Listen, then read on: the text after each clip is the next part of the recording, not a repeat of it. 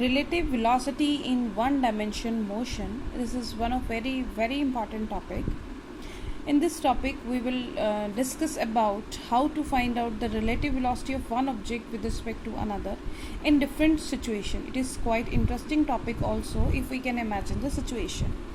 Relative velocity, as the name explains, it is defined as the rate of change of relative position of one object with respect to another.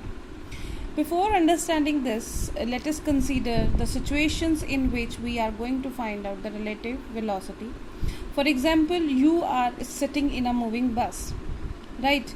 When you view outside, you can see the objects which are stationary, actually, like trees, footpath, or any shop or any pillar that appear to you moving in a backward direction.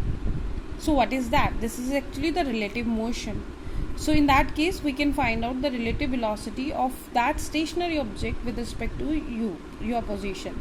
Similarly, suppose you are outside the bus and bus is moving. In that case, we can find the relative velocity of that moving bus with respect to you. Again, imagine a situation. You must have observed that situation, that when we travel by a train, and suppose there is a situation in which two parallel trains are moving with the same speed.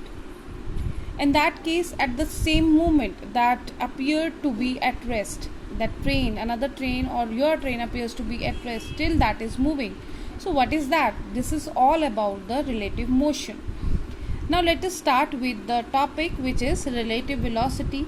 And relative velocity in one dimension is given by the definition. It is the relative change in position of one object with respect to another, or more precisely it can be defined as the rate of